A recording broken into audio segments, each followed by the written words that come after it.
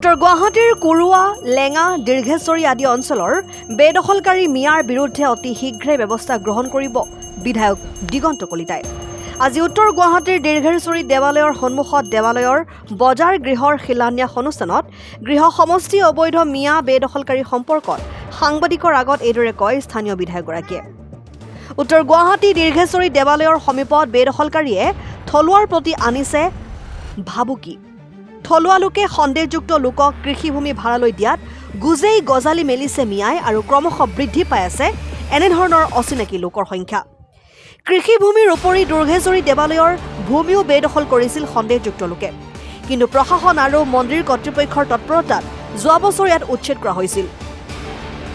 আজি কমলপুৰ সমষ্টিৰ বিধায়ক দিগন্ত কলিতা, কামৰূপ আয়ুক্ত দেৱকুমাৰ মিশ্ৰ, জিলা পৰিষদৰ মুখ্য কাৰ্যবাহী বিষয়া সিদ্ধাৰ্থ গোস্বামী আৰু স্থানীয় ৫ শতাধিক ধৰ্মপ্ৰাণ ৰাইজ তথা দীৰ্ঘেশ্বৰী মন্দিৰৰ পূজাৰী আৰু সমূহ কৰ্মকৰ্তাৰ উপস্থিতিত ২০২৩-২৪ বৰ্ষৰ আনটাইড আঁচনিৰ অধীনৰ ধন প্ৰায় ১৯ লাখ টকা ব্যয় সাপেক্ষে বজাৰ গৃহৰ শিলান্যাস কৰে। দীৰ্ঘেশ্বৰী মন্দিৰৰ সৰ্বতো প্ৰকাৰৰ উন্নয়নৰ আশ্বাসো দিয়ে বিধায়ক দিগন্ত কলিতাই।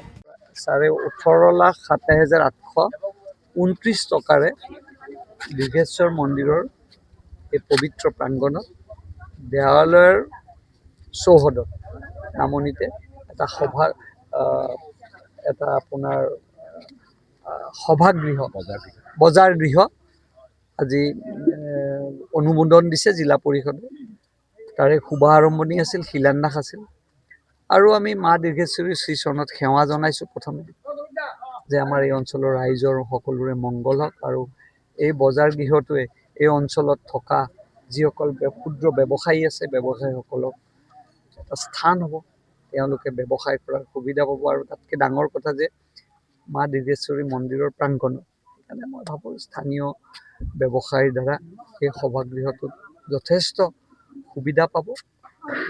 ইয়াত DC মহোদয়, CO জিলা পৰিষদ, আমাৰ জিলা পৰিষদৰ সদস্য, পঞ্চায়ত সভাপতি, আমাৰ মণ্ডল সভাপতি সকলোৱে ইয়াত আজি আমি অনুষ্ঠানত থাকিলোঁ আৰু মা চৰণত আমি সেৱা লৈছোঁ।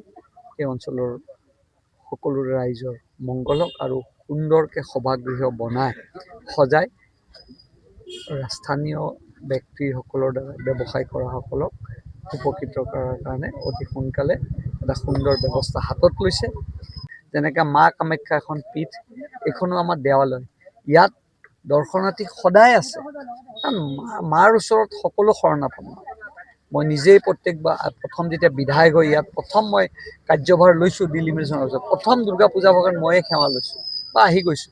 সেইকাৰণে এইখন পীঠৰ যথেষ্ট শক্তি আছে আৰু মই ভাবোঁ এই সভাগৃহই পৰ্যটক বিভাগৰ কাৰণে এটা সুবিধা কি হ'ব, পৰ্যটকসকলৰ কাৰণে ইয়াত বজাৰ গৃহ হ'ব, স্থানীয় খাদ্য ইয়াত বিক্ৰী হ'ব, ইয়াৰ পৰা স্থানীয় ব্যৱসায়ীসকল সুবিধা পাব। পিছলৈকে আমি আৰু কাম কৰিবলগীয়া আছে, আমি সকলোৱে আলোচনা কৰি আমি এই বিষয়ে নিশ্চয় আমি ভালকৈ এই অঞ্চলৰ মংগলৰ কাৰণে বিশেষকৈ দীৰ্ঘেশ্বৰী মন্দিৰৰ শ্ৰীচৰণত আশীৰ্বাদ লৈছোঁ যাতে আমি সুন্দৰকৈ এইটো পৰ্যটকস্থলীৰ লগতে ভক্তিস্থলী হিচাপে যাতে আমি পূৰ্ণাংগ ৰূপ দিব পাৰোঁ। কোনে ভাড়া দিছে মিয়াক? দেখুৱাই দিয়ক স্থানীয় লোকক। নাই, মই এইটোৱে আহ্বান জনাইছোঁ যে কোনো মিয়া মানুহক, বংগীয় মুছলমানক যাতে মাটি প্ৰদান নকৰে, ভাড়াও নিদিয়ে। আমি আমাৰ ইয়াৰ স্থানীয় অঞ্চলৰ ৰাইজক কৈছোঁ আপোনালোকে এইখিনিৰ ওপৰত নজৰ ৰাখক আৰু যদি কোনোবাই ভাড়া দি থৈছে মালিক পক্ষ, আইনগতভাৱে আমি একো কৰিব নোৱাৰোঁ, কিন্তু আমি এইটো সামাজিকভাৱে এটা ৰিজলিউশ্যন ল'ব যে আমি বহিৰাগত মানুহৰ বিশেষকৈ বংগীয় মুছলমানক এই ঠাই ভাড়া নিদিওঁ।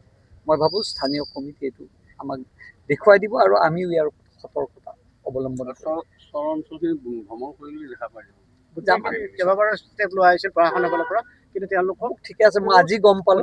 মোক স্পেচিফিক এই ধৰণৰ মানুহখিনি এটা আতংকৰ আপোনালোকে মোক দেখুৱাই দিয়ক ক'ত আছে, দৰকাৰ হ'লে মই চৰ অঞ্চলত নিজে গৈ ইয়াৰ ব্যৱস্থা ল'ম।